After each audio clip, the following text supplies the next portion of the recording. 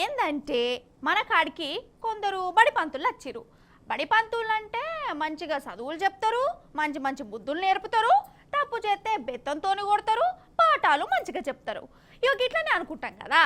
కానీ ఇప్పుడు మన ముచ్చళ్ళకి వచ్చిన పంతులు అసొంటోళ్ళు కాదు. మరి ఏ సొంటోళ్ళు అంటారా? చూడుర్రి, నా నోటితోని నేను చెప్పడేందుకు. ఫస్ట్ ఇగో ఈ వీరుని చూడుర్రి. బడికి ఎట్లా వస్తావు నువ్వు? అట్లా కాదు, నువ్వు బడికి ఎట్లా వస్తావు?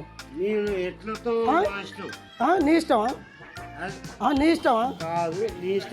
అవునా? నువ్వు నీ ఇష్టం అంటున్నా.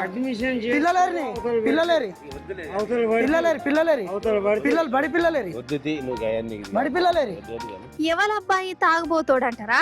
బడిపంతుల బడిపంతులే. భద్రాద్రి కొత్తగూడెం జిల్లా ఇల్లెందు సర్కారు బల్లే ఈయన పోరగాండ్లకు పాఠాలు చెప్తాడు. మరి సార్ అంటే ఎట్లా రావాలే ఏంది కథ? కానీ కుతికెళ్దాక తాగస్తాడట గిట్లా. ఇంకా చూడవు ఎట్లా రుబాబు చూపిస్తుండో. నువ్వు మరి చెట్టు కింద ఏం చేస్తాను? నువ్వు గిట్లా తాగొస్తా పిల్లలు పడికి వస్తారా?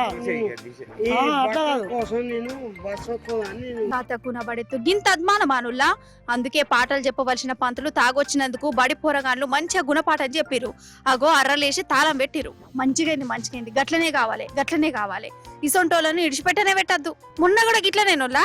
గిదే భద్రాద్రి కొత్తగూడెం జిల్లాలో ఉన్న నెమలిపేటలో ఉన్న సర్కారు బల్లె సార్ కూడా గిదే వేషం వేసిండు. పూటు వాళ్ళుగా దాగి రోడ్ల మీద వండి నాగిని డాన్సులు చేసిండు.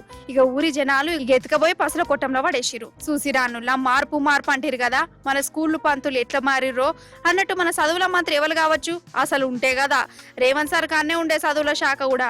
అంటే సారు వారు చూస్తున్న శాఖ ఎంత గొప్పగా దూసుకపోతుందో చూడు అని అంటారు పిల్లగాన్లమ్మ నాయన.